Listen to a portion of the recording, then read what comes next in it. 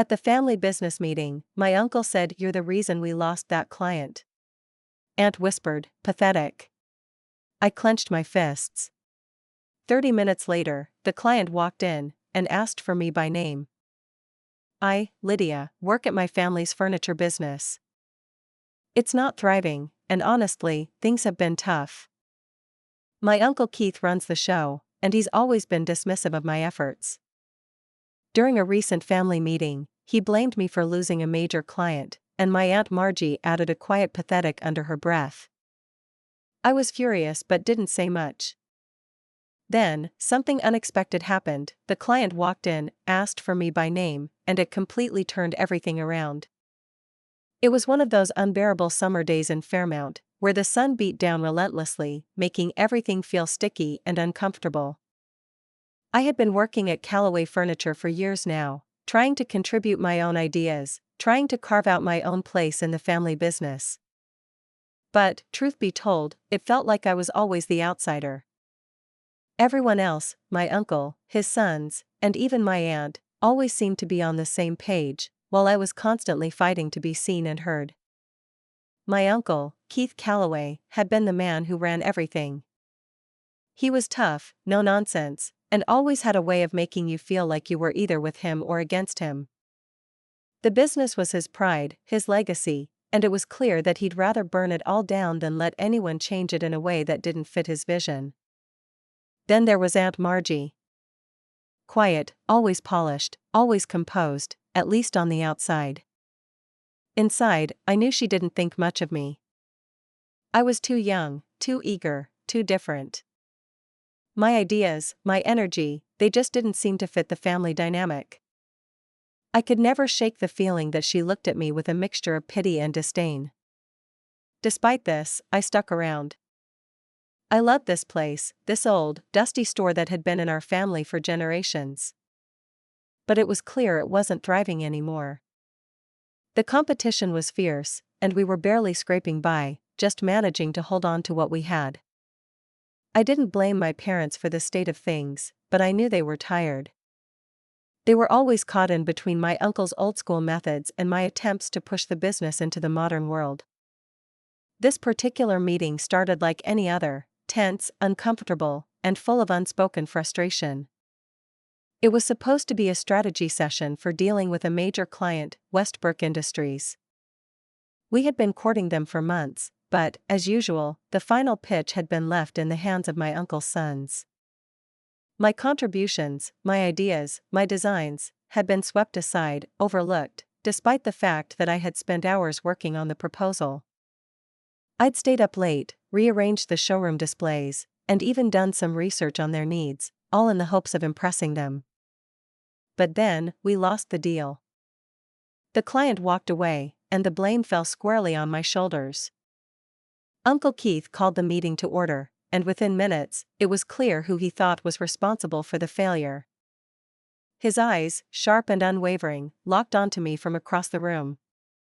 "Lydia," he began, his voice cold and accusatory. "You're the reason we lost that client." The words hit me like a slap. I wasn't even the one who'd made the final presentation. I hadn't even been in the room when the client made their decision. But Keith's anger was like a tidal wave, and it didn't matter who was actually to blame, he had to find someone to hold accountable, and that someone, as always, was me. My heart raced, and I could feel the familiar heat of frustration building in my chest. But I kept my voice steady, despite the sting of his words. "How is it my fault?" I asked, trying to keep my tone neutral. Before Uncle Keith could respond, Aunt Margie, who had been sitting quietly beside him, leaned in ever so slightly, just enough for me to catch her words. "Pathetic," she whispered under her breath, her lips barely moving. I could feel the anger bubbling up inside me. But I didn't react, not right away. It wasn't worth it. Not with them. Not in this room. Keith turned to me, his face contorted with frustration. "You should have been more involved, Lydia. You should have pushed harder for us to show them our premium designs. Instead, you let them walk away thinking we're stuck in the past. You've just ruined everything." His voice was harsh, and I could see the disappointment in his eyes. But there was more to it than that. It wasn't just about business. It was personal. I didn't know what hurt more, the fact that he was blaming me for something I hadn't done, or the fact that he had never truly trusted me. It was as if he'd always seen me as a failure, just waiting for the moment to prove him right. I wasn't even there for the final meeting. I finally said, my voice rising despite my efforts to stay composed. How can you blame me for something that wasn't even my responsibility? Aunt Margie's eyes narrowed, and she tilted her head slightly, as if to suggest that my outburst was beneath me. She didn't speak, but the look on her face made it clear what she thought. Her disapproval weighed heavily in the room. My fists clenched at my sides, the anger surging through me. I had tried so hard to prove myself, to bring something new to this business, but nothing ever seemed to stick. It didn't matter what I did, every effort felt futile in the eyes of my family. Then, just as the tension reached its peak, the door to the office swung open. My heart skipped a beat as I recognized the man who stepped inside. It was Matthew Westbrook, the CEO of the company we had just lost. I didn't expect him. None of us did. But there he was, standing in the doorway, his tall frame filling the space with an unexpected sense of calm. Matthew, I said, surprised to see him, but I quickly gathered myself. What are you doing here? He smiled, his warm eyes making me feel a little less on edge. Lydia, he said, his voice calm and steady, I wanted to speak with you personally. My uncle's face went pale. Aunt Margie stiffened beside him, her lips tightly pressed together. Matthew, Uncle Keith said, his voice guarded, is there a problem? Matthew shook his head, stepping further into the room. Actually, I'm here because after giving it some thought, we've decided to move forward with Callaway Furniture after all. My heart skipped a beat. What was happening? We've worked with many companies in the past, Matthew continued, his gaze now fixed on me, but Lydia's vision stood out to us. She really understood what we were looking for. So, we've decided that she'll be leading the project moving forward. I could feel the air in the room shift, the weight of my uncle's glare boring into me. The shock on Aunt Margie's face was almost too much to process. She looked as if she'd been slapped, her mouth slightly open in disbelief. Lydia? Uncle Keith's voice was barely a whisper, but I could hear the confusion and irritation in it. I nodded, trying to hide the smile that was tugging at my lips. It wasn't about gloating, but more about a quiet sense of vindication. Finally, someone had seen what I was capable of, even if it wasn't the family who had given me that chance. Matthew turned to leave, but before he did, he looked back at me. I'll have my assistant reach out to you tomorrow to finalize the details. I look forward to working with you. And just like that, he was gone. The room fell silent. Uncle Keith looked at me, his face a mixture of disbelief and resentment. Aunt Margie remained unusually quiet, her lips still pressed into a thin line. For once, I didn't care about their opinions. The client had chosen me. And for the first time in my life, it felt like I had finally earned my place, not in their eyes, but in my own. I had done it. The silence in the room stretched on after Matthew left, heavy with the weight of his unexpected visit. I could feel the heat of my uncle's gaze still on me, but I didn't look at him. I couldn't. I didn't want to see the anger or disappointment that I knew would be there. The sting of being constantly dismissed had been sharp enough without the added insult of having my uncle's disdain in full view. Aunt Margie, who had been so poised just moments earlier, sat frozen, her hands folded tightly in her lap. Her face was pale, and I could tell she was struggling to process what had just happened.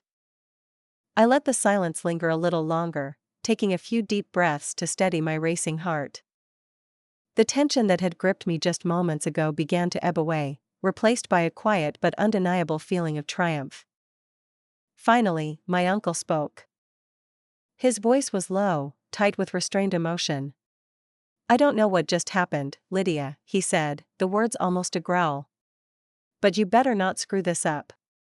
I turned to face him then, meeting his eyes for the first time since Matthew had left.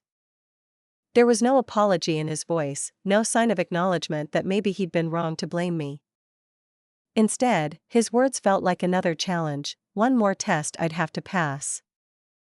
I won't, I said quietly, trying to keep my voice steady despite the flood of emotions threatening to spill out. I know what I'm doing, Uncle Keith. He scoffed, shaking his head. We'll see, he muttered. We'll see if you can actually pull this off, Lydia. Don't forget who's been running this place for decades. I clenched my fists. The old feeling of being underestimated flooded back. It was the same thing I'd heard my whole life, whispers that I wasn't good enough, that I didn't belong here. But this time I wasn't going to let it bother me. This time it was different. I had a chance to prove myself, not just to my uncle, but to everyone who had ever doubted me. Aunt Margie finally spoke, her voice softer than I expected. You'll have to be careful, Lydia, she said, her tone almost maternal in its warning. The pressure's on now. You can't afford to make any mistakes. I looked at her, and for the first time I saw a flicker of something in her eyes, something that wasn't just disdain or disinterest. It was concern. But it wasn't the kind of concern I wanted. It was the kind of concern that implied I was still a little girl who couldn't handle the weight of the world on her shoulders. I can handle it, I said, my voice firm. She didn't respond right away, her eyes narrowing slightly as she studied me. Then, without another word, she stood up and left the room, her heels clicking on the wooden floor as she disappeared down the hallway. Uncle Keith remained in his chair, his arms crossed, his gaze unwavering.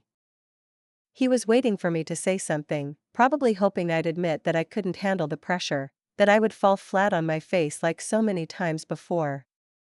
But I wasn't going to give him that satisfaction. I'll be in touch with Matthew's office tomorrow, I said, breaking the silence. I'll take care of everything. He looked at me, his lips pressed into a thin line, but he didn't say anything else. Instead, he simply nodded, turned his chair back toward the desk, and began sifting through paperwork, effectively dismissing me. I stood there for a moment, unsure of what to do. Part of me wanted to stay, to push the issue, to demand some form of recognition for what had just happened. But I knew it wouldn't matter. He would never acknowledge what I had accomplished today, not truly. For him, I would always be the girl who wasn't quite enough. I turned and walked out of the room, my heart pounding in my chest. I knew that this was just the beginning. The real test was ahead, and the pressure was only going to get worse. The next few days passed in a blur. I found myself running from one task to another, talking to Matthew's assistant, coordinating with the design team, and juggling the details of the project with the ever-present weight of my family's expectations hanging over me. Every time I stepped into the store, I could feel the eyes on me, Uncle Keith's, Aunt Margie's, even my cousins who had always assumed they would be the ones to take over the business. I was used to their disapproving stares, the whispers that followed me as I tried to make my mark. But now, I had to push it all aside. I had a job to do, and I was going to do it well. I was working late one night when my phone buzzed with a message from Matthew. It was short and to the point. Lydia, we're looking forward to our first meeting tomorrow. I'd like to go over the finalized designs before we proceed. I smiled to myself, feeling a small but growing sense of pride. This was it. This was the moment where I could show them all what I was capable of. I quickly replied, confirming the time and location for the meeting the next day. The next morning, I was at the office early, the scent of fresh coffee filling the air as I prepared the materials for the meeting. As I gathered the designs, I couldn't help but feel a surge of nervous excitement. I was about to meet with Matthew again, and this time, I wasn't just showing him my ideas, I was going to be the one leading the project. I took a deep breath and reminded myself that I wasn't just doing this for the business, or for the client. I was doing this for me. I had spent so many years trying to prove myself to my family, but this time, I was going to prove something to myself. I was capable. I was strong. And I would make this work, no matter what. As I walked into the meeting room, I spotted Matthew already seated, flipping through some of the designs I had sent over. He looked up and smiled when he saw me. "Morning, Lydia," he said. "I've been looking over your work, and I have to say, I'm impressed." I smiled back, but inside, I was a bundle of nerves. "Thank you, Matthew. I'm really excited to move forward with this project."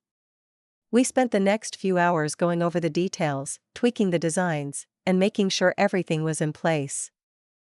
Matthew was thorough, but there was a sense of ease in his approach that made it easier for me to focus. We worked well together, and by the end of the meeting, I felt confident that we were on the same page. As we wrapped up, Matthew stood up and extended his hand. "I'm glad we could get this all sorted out," he said. "Looking forward to seeing where this goes." I shook his hand, my heart swelling with a sense of accomplishment. It wasn't just about the client or the project, it was about proving to myself that I could do this. I was no longer the little girl who was overlooked. I was the one in control. Walking back to the office later that day, I couldn't help but smile. I was doing it. I was finally doing it. And for once, I felt like I had truly earned my place in the family business. As the days passed, I couldn't shake the feeling of something shifting in the air. I'd spent years walking on eggshells in this family, trying to prove my worth. For the first time, I felt like I had finally earned my place. But I knew the hard part was still ahead, nothing would change overnight. I had to deliver results, and I couldn't afford to fail now. The meeting with Matthew had gone well, and I could sense that he trusted me, but there were still so many hurdles ahead.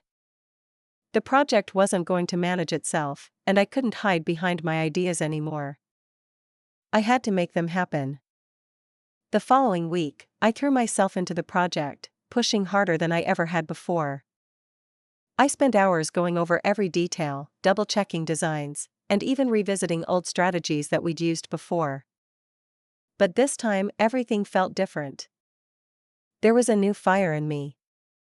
I wasn't just working for approval, I was working for my future, for the one thing I had always wanted, respect.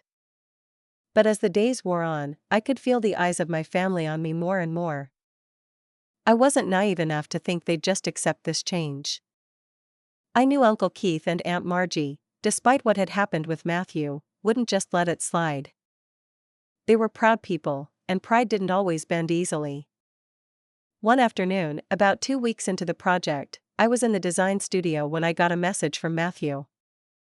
He wanted to meet again, to finalize some details. The excitement that filled me was almost overwhelming. This was it. This was the moment I had been working for.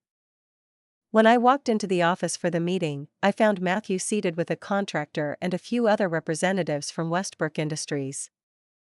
They were looking over final estimates and timelines, but as soon as Matthew saw me, he stood up, offering me a warm handshake.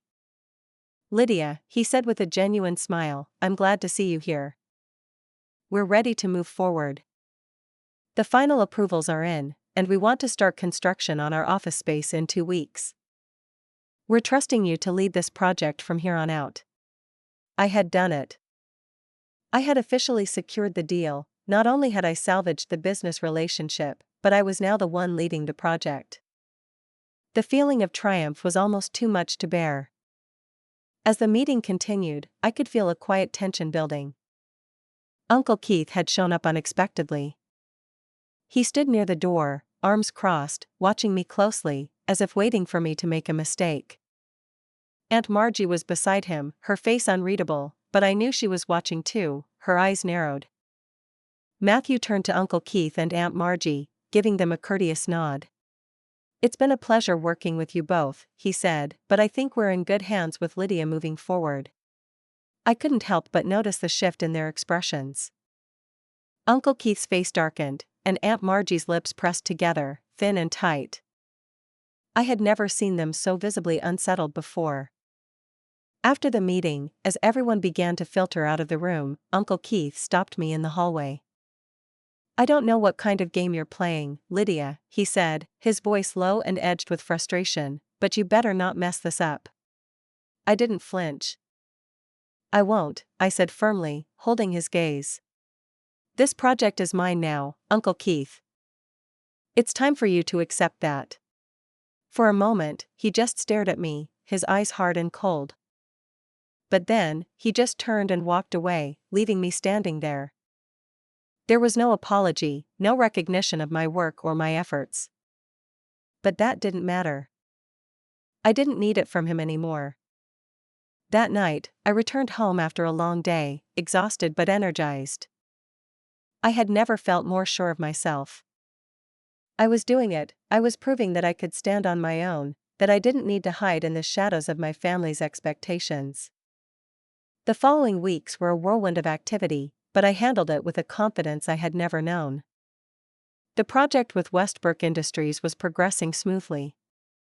The designs were being approved, the timeline was on track, and everything seemed to be falling into place.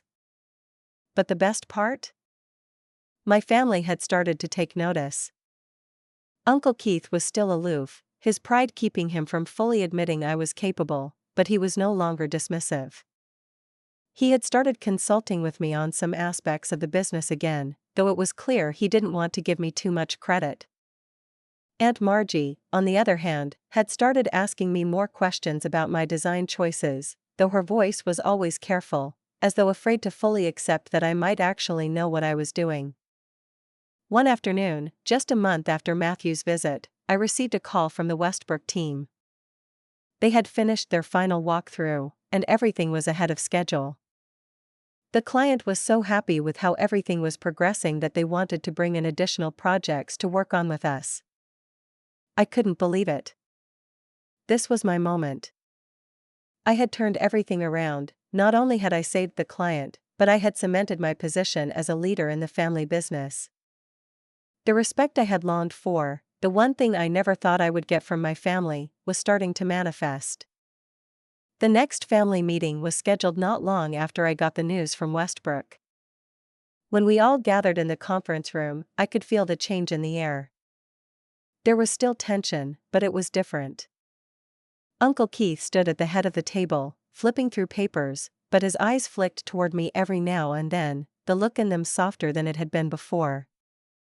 Aunt Margie, who was usually so composed, seemed less confident today.